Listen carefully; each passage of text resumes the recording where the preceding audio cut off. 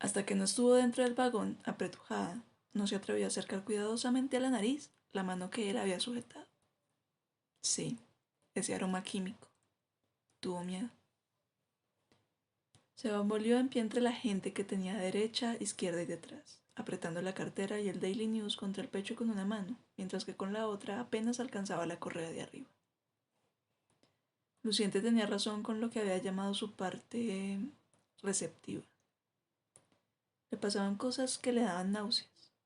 Nunca hablaba mucho de sus sucesos, solo un poco a Dolly, que consultaba videntes y compraba hierbas en la botánica, a pesar de hablar español casi tan mal como su padre, Lewis, que se enorgullecía de haberlo olvidado. A veces Connie se daba cuenta enseguida de cosas de los demás que no tenía por qué saber. Supo que Luis iba a abandonar a una de sus mujeres antes de que él lo decidiera. Su esposo Eddie la había llamado bruja más de una vez, por ejemplo, cuando había estado con otra mujer y llegó a casa con esa presencia y el orgullo y la culpa titilando a su alrededor, como pequeñas llamaradas de azufre. ¿Quién te vino con ese chisme? Esas mujeres chismosas. Lo único que hacen en todo el día es escuchar mentiras. Tú me lo has dicho. Tú mismo me lo has dicho ni bien entrar. Sabia no era. Nunca había podido predecir ni para ella ni para los demás. Había intentado leer la fortuna y siempre se equivocaba, y sabía de corazón que solo estaba adivinando. El otro suceso no era algo que ella hiciera a voluntad, no más que la voluntad que podía tener de ver una rata escabulléndose por el pasillo. La información le entraba como le entraba el sonido por las orejas. Muchas veces, cuando Eddie estaba a punto de golpearla, lo presentía y se cubría antes de que él alzara la mano para lanzarle un puñetazo. Si eso era un don, no veía qué bien le había hecho. Cuando Eddie iba a golpearla, la golpeaba igual. A lo mejor tenía un instante para levantar un brazo y cubrirse la cara, pero si la derribaba a golpes le dolía igual. Sus moretones eran igual de dolorosos y humillantes. Sus lágrimas eran igual de amargas. Saber que Eddie había estado con otra mujer no había hecho que él la amara. No le había devuelto a su piel ese fuerte toque picante que lo había traído durante un tiempo. No había hecho que él quisiera llevársela en brazos a la cama. Solo significaba que ya no tendría el consuelo que sentía en las pocas ocasiones en que él la trataba con dulzura, solo porque quería algo de ella. Leer el menosprecio que sentía por ella había transformado el amor en ácido en sus venas. Había conseguido que su matrimonio durase un poco menos de lo que podría haber durado. Le habría venido bien algo de la resignación de su madre. Cuando luchaba contra su duro y amargo destino, parecía que solo era para acabar más golpeada, más humillada, y para quedarse más pronto sola, desde que Eddie saliera por la puerta. Sola con su hija Angelina y sin hombre, sin trabajo, sin dinero, embarazada del bebé que tuvo que abortar. Era tarde para un aborto. Estaba más de 3 meses y había sido muy duro. Cuando el médico le dijo que era un niño, tuvo una amarga sensación de victoria. De hecho, había ido al bar donde solía ir Eddie, había entrado con decisión y se lo había dicho. Entonces él la había golpeado por última vez. Persona captadora, así le había llamado el cholo. Lo despectivo de la palabra la crispaba y dejaba en su mente una huella de orgullo herido, con el rastro de una babosa. Como los negros llamándose mutuamente nigger. Le enfadaba a los aires de Luciente, su hermoso acento con ese tono agudo de voz. Por su lenguaje me refería al tiempo de ustedes, tu cultura. ¿Qué tramaba? ¿Qué esperaba sacar de ella? Si lo que quería era su cheque de la asistencia social, con un golpe en la cabeza le bastaba. Estaba asustada. Había conseguido que borrara a Dolly de su mente, haciéndole sentir envidia por las penas de Dolly, antes de verse en este misterio que seguramente escondía una maldad normal y corriente, como una cucaracha debajo de un plato. Receptiva, como pasiva. Consuelo, la mexicana sumisa, vestida de negro con los ojos abatidos, la única que nunca hablaba si no le dirigían la palabra. Su madre arrodillándose frente a la Virgen Negra. No era que su madre, Mariana, hubiera vivido como una campesina. Mariana había crecido en un pueblo cerca de Namiquipa, Los Calcinados, y había migrado con su familia a Texas para trabajar en el campo. En El Paso, Mariana había conocido al padre de Connie, Jesús, y había parido a los 3 primeros hijos que sobrevivieron. Luis, el primero y el más importante, luego Connie, después su hermano Joe, su favorito, que murió justo después de salir de la prisión de California, el más cercano a ella en edad y en temperamento, y en derrotas. Cuando Connie tenía 7 años se mudaron a Chicago, donde llegaron Teresa e Inés, y el último hijo varón, nacido muerto. El bebé casi arrastra a Mariana con él. Mariana no se recuperó nunca. En el hospital le quitaron el útero. Más adelante eso se transformó en una maldición que Jesús le echaba en cara. Ya no era una mujer, una carcasa vacía. Agotada, se arrastró escalones arriba en Lexington con la 110. Pasajes seguros, podía leerse en la ondeante marquesina. Era un sueño. Bajó la mirada y se vio con un maltrecho abrigo verde. Estaba esterilizada, ella también. Le habían sacado el útero en el Metropolitan después de que llegara sangrando por el aborto y las palizas de Eddie. Le habían hecho una histerectomía completa, innecesaria, porque los residentes querían practicar. Nunca más tendría que temer un vientre hinchado, nunca más tendría la esperanza de un bebé. Una rabia inútil le atravesó como una granizada y giró la cara sin mirar, siguiendo un aroma agradable. Cuchifritos, jugos tropicales, frituras.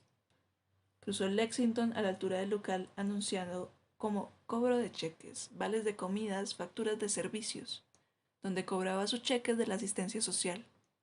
Oficina de correos del Hellgate.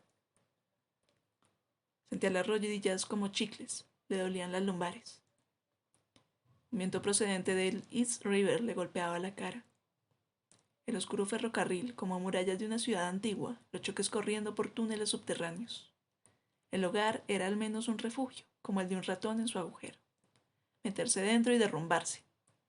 Sin embargo, ahí tampoco estaba a salvo de Luciente, igual que en su apartamento de Chicago no había estado a salvo del muro, a quien le bastó chantajear al portero para conseguir las llaves. He vivido entre ciudades, pensó mientras giraba hacia la calle 111, con sus 3 líneas rectas, que ahora veía desde abajo. Unos niños jugaban en la calle, escuela primaria 101. Las madres iban a buscar a sus pequeños a la guardería de la iglesia con forma dentada que estaba frente a ella, la metodista española. Tambores por todas partes. Era primavera, aunque apenas podía creerlo. Retumbaba el sonido de la salsa tanto como el estruendo del tráfico, el latido rugiente del gueto. Se recordó a los 15 años en la cocina del apartamento sin pasillo del Near West Side en Chicago. Apoyada con firmeza en el fregadero, vestida con vaqueros y un suéter rosa fluorescente. Podía recordarse a los 15 y todo era igual, solo que más ruidoso, más preciso. No voy a crecer como usted, mamá, para sufrir y servir. Nunca vivir mi propia vida. No lo haré. Harás lo que hacen las mujeres. Pagarás la deuda con tu familia de sangre. Y ojalá ames a tus hijos tanto como los amo yo. Usted no quiere a las chicas igual que a los chicos. Todo es para Luis y para mí, nada. Siempre ha sido así. No me alces la voz, se lo diría a tu padre. Hablas como las hijas de esos mafiosos. Soy buena estudiante. Voy a ir a la universidad. Ya verá. Los libros te están poniendo enferma. ¿La universidad? Ni siquiera Luis puede. Pero yo sí. Conseguiré una beca. No me quedaré tirada y enterrada en la rutina de la familia. La familia, la familia. Estoy harta de esa palabra, mamá. Nada más en la vida que tener bebés y cocinar y cuidar la casa. Mamacita, créame. Óigame, mamá. Yo la amo. Pero yo voy a viajar. Voy a ser alguien. Para una mujer no hay nada que ver más que problemas.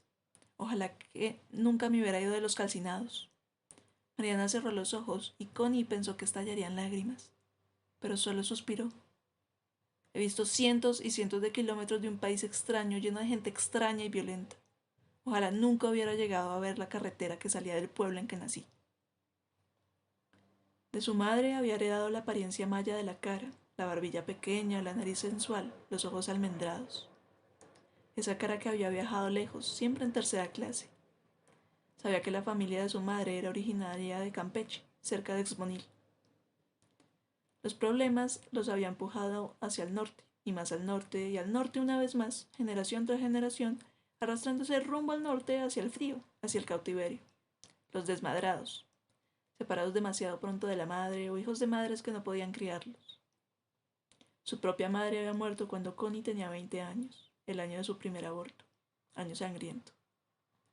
A los 15, a los 17, le había gritado a su madre como si el rol de la mujer mexicana que nunca se sentaba con la familia, que comía después como una sirvienta, lo hubiera inventado ella. Había numerado a gritos cuánto mejor sería su vida, hasta que vino su padre y le hizo sentir la fuerza de sus puños. Sí, igual que las profesoras a las que tanto admiraban la secundaria, ella no se casaría hasta que fuera vieja, incluso hasta los 25. Como la señora Polcari, solo tendría 2 hijos y los tendría siempre aseados como niños de anuncio. Esas bellas habitaciones, esos hombres de apariencia limpia que llevaban trajes, esos preciosos bebés higiénicos, nada que ver con Teresa o Inés cuando le tocaba cambiarlas y limpiar la comida que habían desparramado. Sin embargo, recién ahora entendía, subiendo las escaleras de entrada de su casa, cuánto había deseado la provisión de su madre, su consuelo. Había querido que Mariana la acompañara en su búsqueda de conocimiento y de una forma de vida mejor. Nunca había recibido mucho amor maternal. Había crecido con hambre de maternidad. Ser amada como lo era Luis. Solo la niña más pequeña, Inés, había tenido algo así. Después de que le hubieran robado el útero, Mariana había prodigado su afecto a la más pequeña. Entonces, ¿quién era la tonta en verdad? Ella a los 15 años llena de planes y de fuego, o la mujer de 37 que había abandonado toda posibilidad de hacer planes? La desesperación la había manchado como una estela sombría y le había arrebatado todos los planes y sus ideales de Manuel.